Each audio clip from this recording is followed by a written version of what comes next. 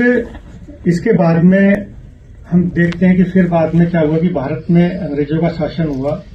बहुत संक्षेप में इसमें जाऊंगा मैं, क्योंकि 1857 में गुजरों की क्या भूमिका थी उस पर काफी जो है पब्लिक डिस्कोर्स है। तो उसकी शुरुआत तो मेरठ से ही हुई। 10 मई को 1857 में मेरठ से बहुत लोग यहाँ पे हैं। धन सिंह कोतवाल के नेतृत्व में ये चीज वहां पे हुई। आम जनता धन सिंह कोतवाल के नेतृत्व में खड़ी हुई। मिलिट्री वालों के नेता अलग थे, लेकिन आम जनता का नेता धन सिंह कोतवाल था, जो कि पांचली गांव का गुर्जर था। और उसके बाद में पूरे ऊपरी दोआब में 5 गुर्जर राज्यों की घोषणा हुई। और उन जगह से जो लगान है वो दिल्ली में जो क्रांतिकारी सरकार बनी बहादुर शाह जफर के नेतृत्व में, उसको दिया गया। और इसमें सिर्फ एक नाम मैं लेना चाहूंगा समय अभाव के कारण। वो नाम है फतवा गुर्जर का। फतवा गुर्जर जो थे वो सहारनपुर में गुड्डा खेड़ी गांव के थे और वो मुस्लिम गुर्जर थे। और वहां पे बटार गोत्र के गुर्जर हैं, उनकी बावनी है, 52 गांव हैं, जिनमें 23 गांवों में मुस्लिम गुर्जर बंधु रहते हैं और बाकी गांवों में हिंदू गुर्जर रहते हैं। और जो फतवा गुर्जर थे ये उस बटारों की बावनी के चौधरी थे, पैतृक हेरिडिटी मतलब उनकी वो थी। उनके नेतृत्व में दोनों गुर्जर हिंदू और मुस्लिम दोनों 1857 की लड़ाई में लड़े। और उन्होंने पहले जो गंगो क्षेत्र था वहां की जो पुलिस है उसको भगाया, चौकी आग लगा दी। और उसके बाद में नकुड़ तहसील में आग लगा दी। और उसी के आधार पर बाद में एक थ्योरी अंग्रेजों ने दी कि 1857 की क्रांति और कुछ नहीं थी, हिंदू असंतोष का मुस्लिमों ने फायदा उठाया। क्योंकि वहां पे ये देखा गया था जो शेख थे और सैयद थे उनके मकानों को छोड़ करके नकुड़ में सबके मकान सब जो है ये जला दी गई थी।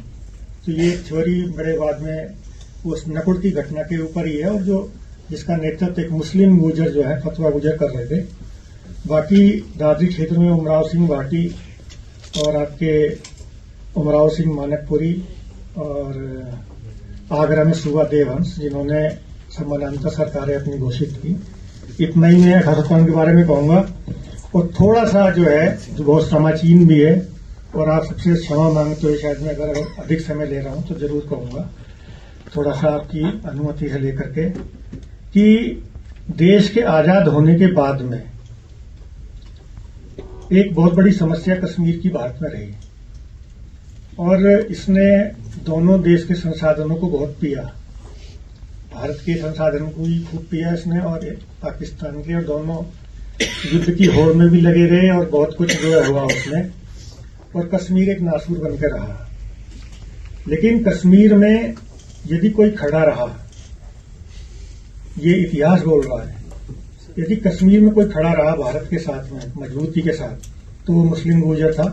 और हमें इस बात का बेहद गर्व है अपने भाइयों पे।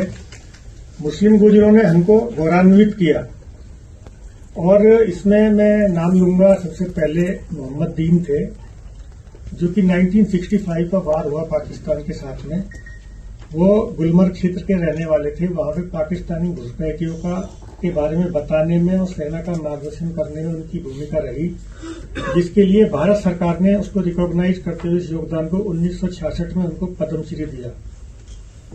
तो महत्वपूर्ण योगदान था। दूसरा नाम मैं लूंगा जो अशोक चक्र जिनको मिला इसी लड़ाई में, उनका नाम था आपका गुलाम दीन।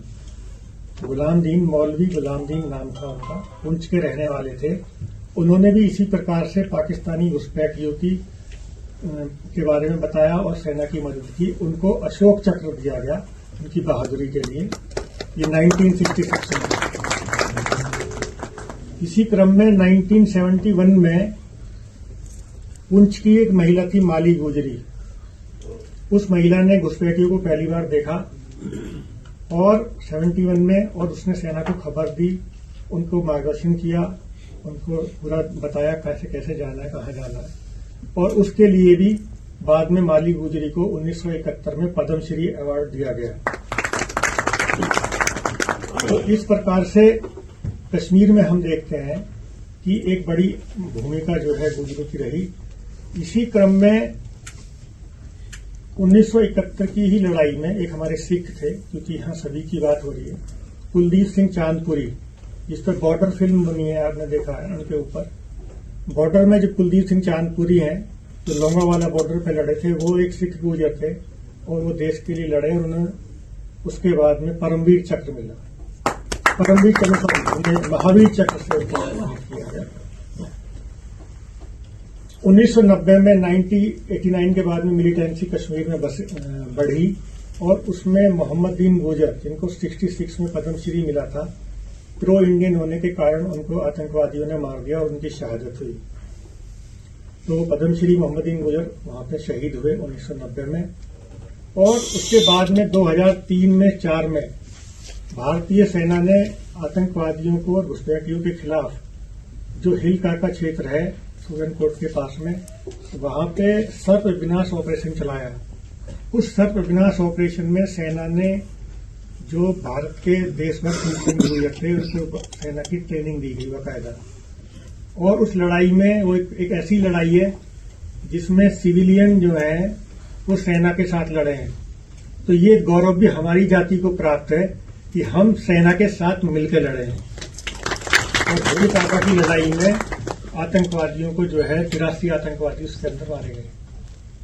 तो इसी के बाद में ये डिमांड भी आई कि भाई सेना में गुजरों की एक रेजिमेंट होनी चाहिए।